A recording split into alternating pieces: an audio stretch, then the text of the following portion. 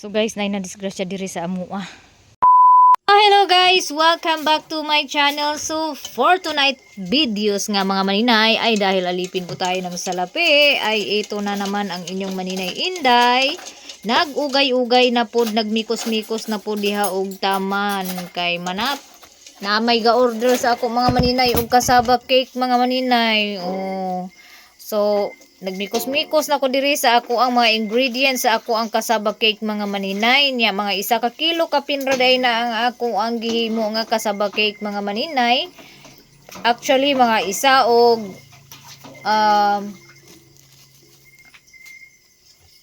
400 grams ang ato ang kasaba ay balanghoy ani mga maninay no kay duha ra man ka tray ang order mga maninay. So karon ako na ning gimikos-mikos gi mix na nila ko tanan ingredients dinhi.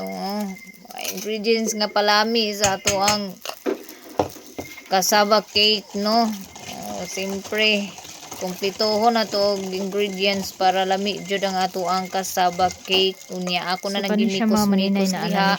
So naa na di ay tanan dani ang ingredients mga maninay sa akong gimikos-mikos. Unya ako na di ni siyang i-mix diri sa balanghoy. Gatas, tapos Dahil medyo kinulang nga yung aking melted margarine, basta kay mo na siya mga maninay, sabta na lang ninyo, kay Bisaya man tang dako, isod man tagkuan, pronounce, gahi makaytag pronunciation, so sabta na lang na ninyo, basta margarine na siya mga maninay, kanang yellow ang color ba, bitaw. So, nagmelt ko og dugang diha og margarine kay kulang ang ako margarine nga gimelt mga maninay. So, kay sobra malagi sa kilo ang akong giluto, aw ako siyang gidugangan og margarine. Unya mao na ni ang lanira or tray, aluminum tray. Kung kuan pa ni siya sa pan, lanira, pero kay tray man ni siya, aluminum tray kay kasaba cake matong kanon so. Ako na naghang gibubuan og margarine para dili magpulot ang ato ang kasaba cake. Inig slice na unya og naanay mukaon makuha niya tanan ang iyahang gi-slice mga maninay. Unja kay nahuman naman ta og butang sa margarine aning atong aluminum tray mga maninay. So ako na nagisugdan di ay diha og buhos og balanghoy. Busa na tong balanghoy no kay kasaba cake man na atong lutoon bitaw mga maninay. Nilagyan ko na yan ng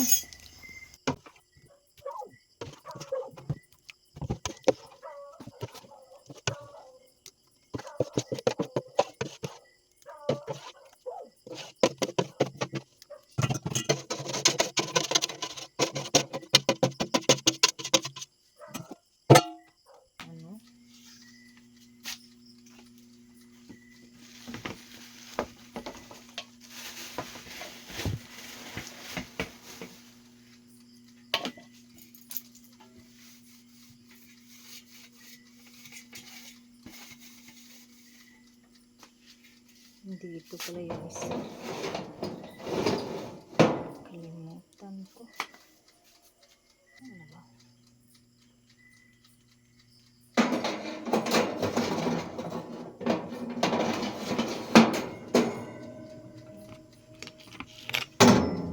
Natin.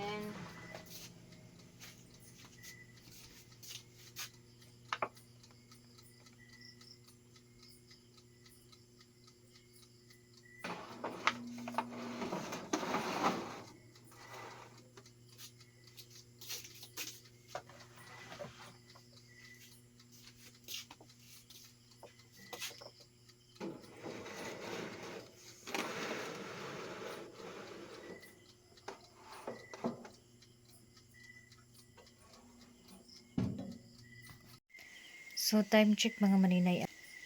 Alas 2 na and then nakaluto na ko. Naluto na ang akong kasaba cake. Karon pa jud bag-o naluto mga maninay. Kay ulipon man lagi ta sa salapi. Nahala pag bulag. Basta kay nagsapi.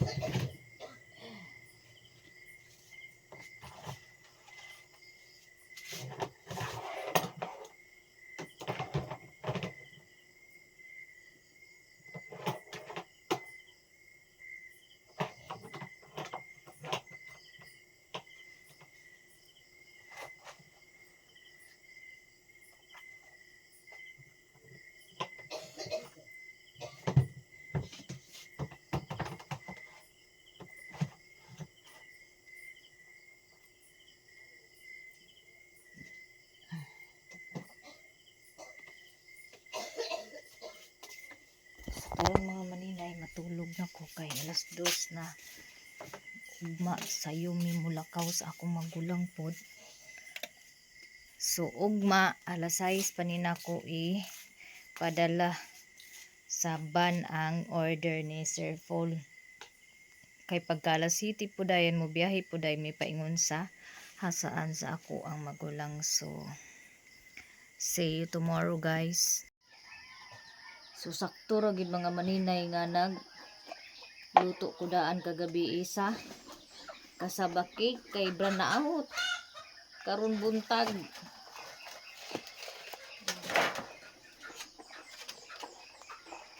So ako na ni ang ipak kay hari itugbong sayo.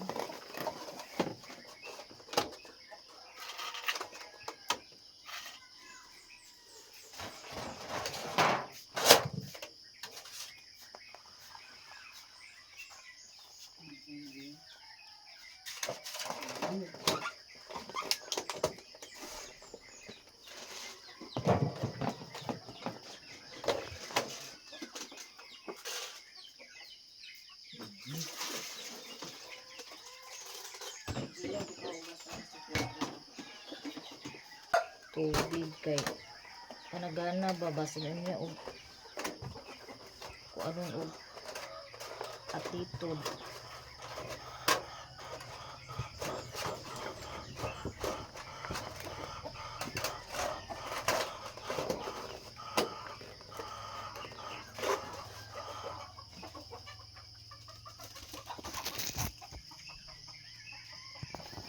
So duha ka oras ka pinang akong tulog mga maninay. Kangit-ngit. Mao lagi ni ang akong gikuan. Panagan-an kagabi nga magluto ko daan kay burn out di ay. Nagani ang akong mama. Wala na kay nag-ubo. Akong gihilot kagabi naarang-arang nakatulog na siya og kuan kay wala kay na siya nagsigi og ubo. Yung ubo gabi ra mo tukar mga maninay pastilan gid kay nga ubo perwisyo kay sa hatanan.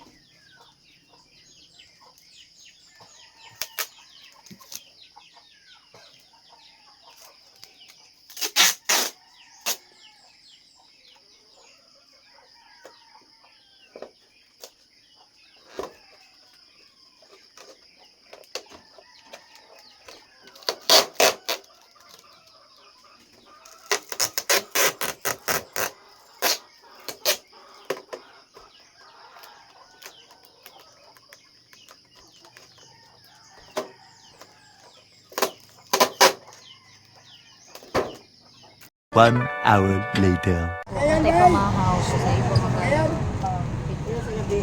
Ako na ni Bulikon, panagali ko, di na akong tawagan ng ang padataan. Kung wala, umba pagani 27. Ano din ako kadyot din, palihog lang. Yarap ko kayo para marimay pay-pay. Tama. Huwag kang parijobot din.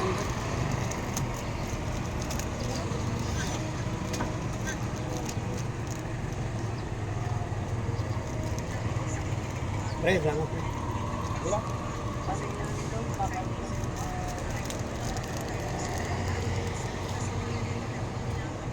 Kinkin, nasa si Kinkin.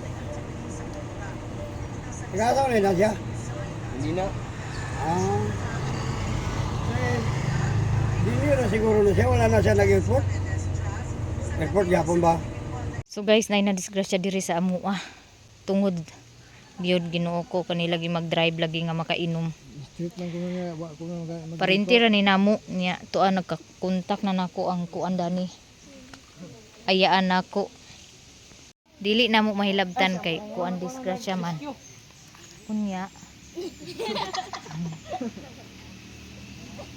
Hubog ni siya nga nag-drive, nakainom, nya pauli ni sa balingwan. Ang buto say nakuha na ni dyan, nabangga. Na kabunggo sa bato.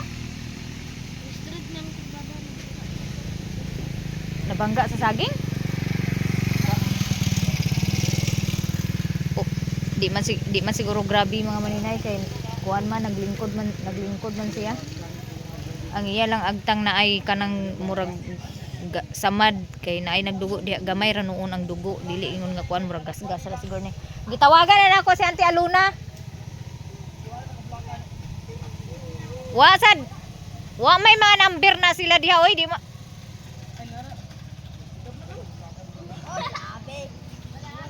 Okay.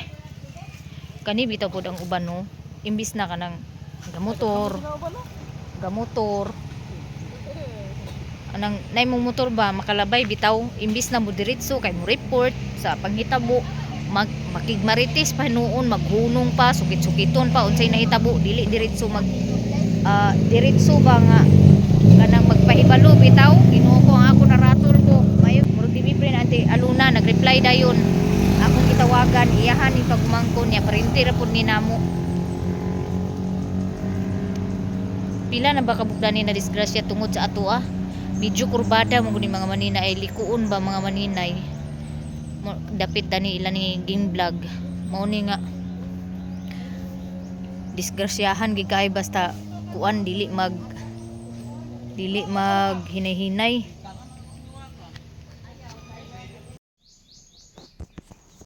Na ako balay mga maninay uli ko kay nag-CR. Unya mao ning realidad gid sa Pilipinas. Kay kung ikaw na disgrasya o grabe na ka mamatay jud ka og matiwasan jud ka kay tungod sa hinay kaayo ang responde sa mga ambulansya hangtod karon wa pay ambulansya pulis na isa ra pug kabuk drivera mauna nga kani pud untang mga gobyerno no unta ang ila pong itudlo unta kaning pag-rescue sa mga tudluan pud unta nila ning mga lumulupyo ba nga mo rescue sa mga naaksidente.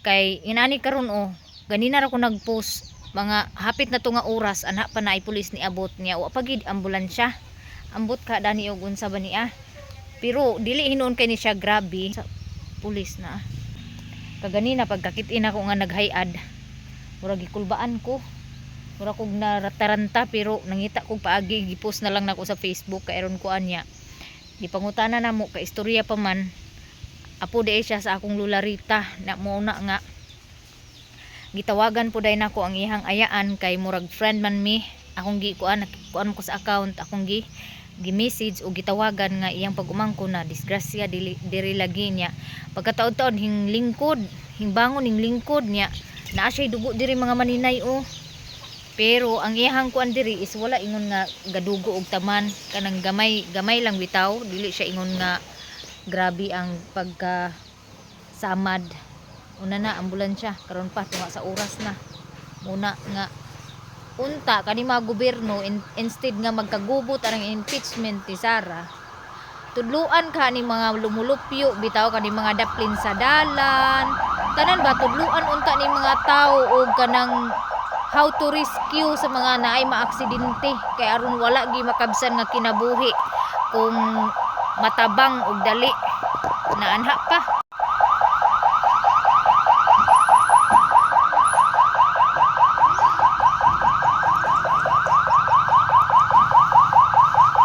So motong pahitabo ka kanina sa udto diri sa amo ang dapit mga maninay wa gid damha nga naay maaksidente na po diri sa amo ang area diri gid tunga-tunga sa amo og ilang angging kay kani mo gud starting from sa ila angging kuan ni siya kanang curve ni ang dalan gaana so kung ikaw abusado ka magpadagan disgrasya gid ang imong labas no so kato siya hubog to ang nadisgrasya kaganina kay naa daw birthday dito sa ilaha dito sa ibabaw sila nag-celebrate niya gikuha daw sa iyahang magulang ang niyabi kay dili lagi siya pabiyahion kay hubog na. So wa kabantay ang iyang magulang nga gikuha day og balik ang yabi day nagpadagan sa motor kay mo uli lagi sa balingwan. So karon ang nahitabo gikan dito sa ilang angging nag-curve ang dalan ana so gi-straight ra niya ana oh. So di bali ning lapas siya sa isa ka linya. Paglapas niya na ang istorya niya sa mga bata na kuno siya na kuan nga bato pag murag na ana siya sa bato ba dayon na banda dito sa punuan sa saging dayon na balik na po siya ditong karsada niya ang iyang motor imbis paingon siya balingwan na tuyok ang iyang motor mura na siya nagpaingon og kabulakan kay asa sentro kabulakan kay ang katong driver diri na siya nagpaingon ang iyang ulo na adidto gapaingon sa naa dito sa bukid ga atubang unya ang iyang pong motor inana pod ang iyang motor naa pod ang ulo sa ang manibela nagatubang sa bukid so mura siya og abi na ko og patungas siya so dili day ang pahitabo day is pa lugsong siya kay muuli sa balingwan unya kani lagi disgrasya man lagi ingon man nila nga dili pwede lagi kubian og kanang disgrasya kay basin simba ko lang og mga mamatay ang nadisgrasya na kuha na hinuon ta kita na hinuoy mapasanginlan so mao na nga gipasagdan namo pero wala man koy kontak nga emergency dire sa amoa maskin sa barangay sa lungsod wala diha ako ang kanang emergency contact number ba like police hospital o barangay so akong kuha na lang gid is gipost na lang gid ako sa Facebook kay daghan man pug og friend sa balingwan sumuto nga nay nag-comment sumuto ako giignan dayon kay nakahinumdum ako sa iyang igagaw nga friend nako pod igagaw tong na disgrasya mo to nga akong gitag sa ako ang post niya nahinumduman po rin ako nga gitawagan ako dayon ang iyang kuan kay lagi parinti man namo so ingon mas mga parinti ra namo so mo tong gitawagan po nako iyang ayaan nga murag igsuon sa iyang papa mo tong gitawagan po nako gipahibalo po nako ang iyang tagtungod kay aron makabalo po dayon niya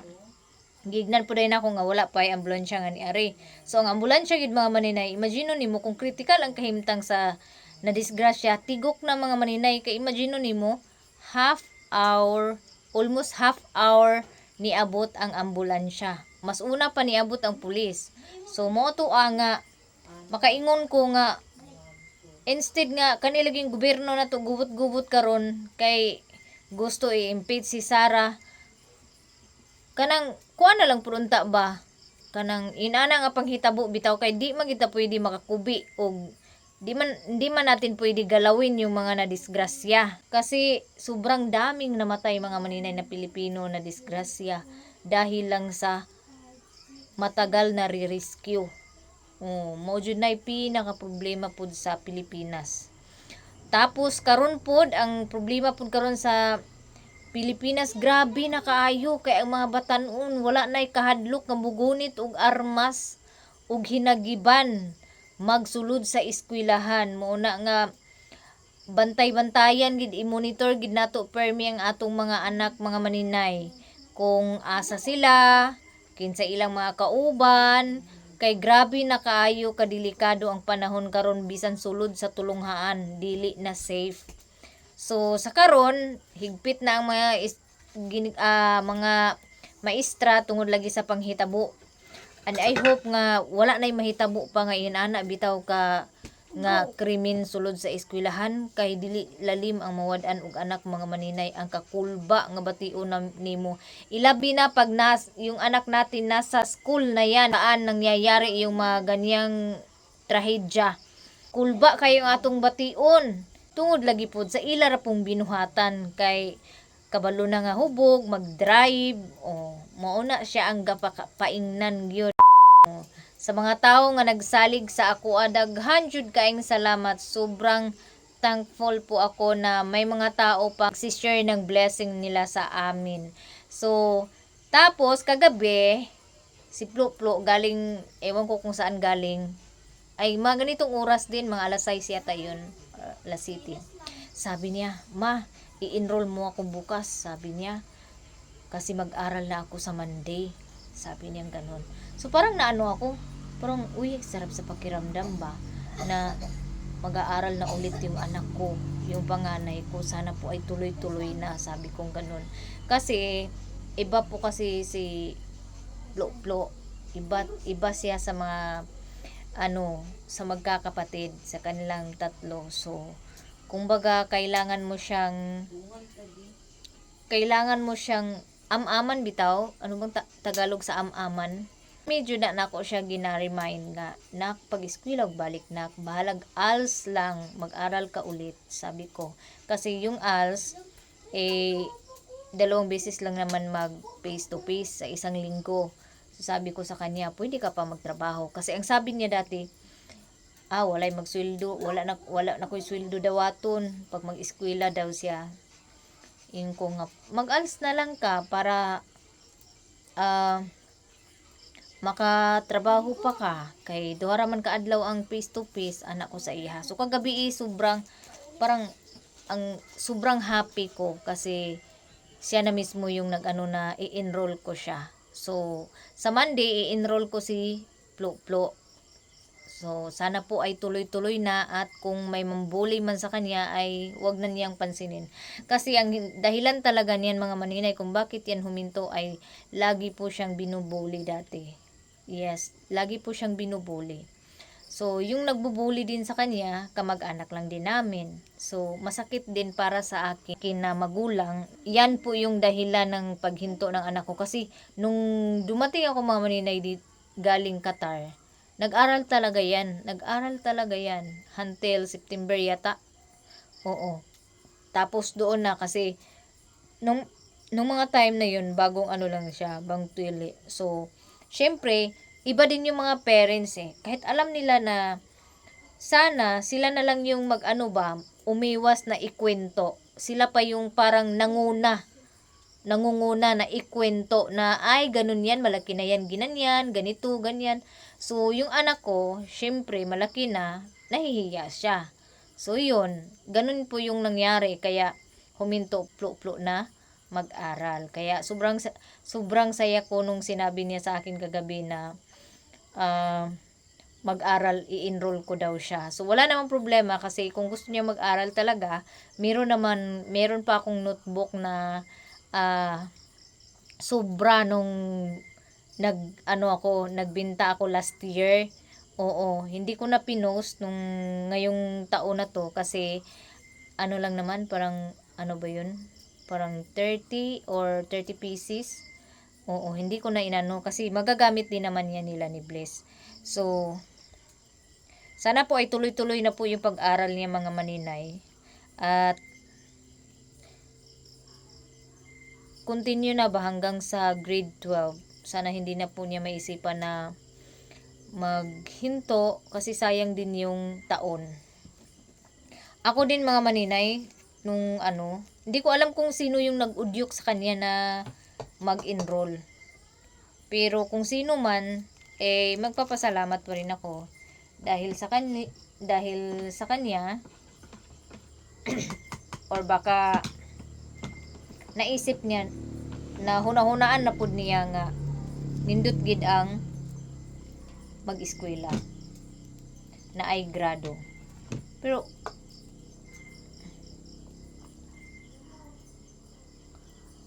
muna akong ika-istorya nga kung malas ta karon pohon, ayaw lang gid pakawa sa paglaom kay moabot gid ang panahon nga moabot gid ang in the right time na adjoy moabot sa imuha nga blessing. Muna nga daghan gid kaayong salamat sa mga nagsalig sa ako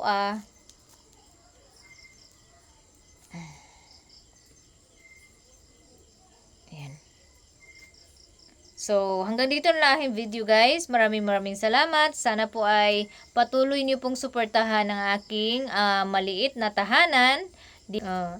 At hindi i-skip yung ads. So, saka sa mga blessing na natanggap ko, sobrang pasalamat ko din kay Lord. Sabi ko nga sa sarili ko, bait talaga ni Lord sa akin. Alam niya na may mga pangangailangan ako. At yung mga time na yan talaga niya binibigay sa akin. Yung mga hinihiling ko. Kaya Pray lang po tayo guys, huwag po tayong mawala ng pag-asa. Kung kayo ay lugmok ngayon, wag po kayong mawala ng pag-asa dahil makakabangon po kayo pagdating ng araw. So, sa mga gusto mag-order ng dugos, humihingi po ako ng pasensya dahil ako po ay naubusan ng pouch. Nag-order pa ako ng pouch. Dahil ubos na po yung aking pouch mga maninay. So, ngayon, sa mga hindi pa nakapag-order, mag-PM lang po. Sa mga gusto mag-order, mag-PM lang po kayo sa akin, sa aking messenger. And then, mag-comment lang po kayo. Magre-reply po ako sa inyo. Kung hindi man ako makapag-reply, humihingi po ako ng pasensya dahil medyo busy lang yung maninay ninyo kasi may mga lakad din ako. Kasama ko yung kapatid ko. Tinutulungan ko po siya sa problema niya. Hindi ko talaga siya iniiwan mga maninay dahil alam kong kailangan niya ako ngayon.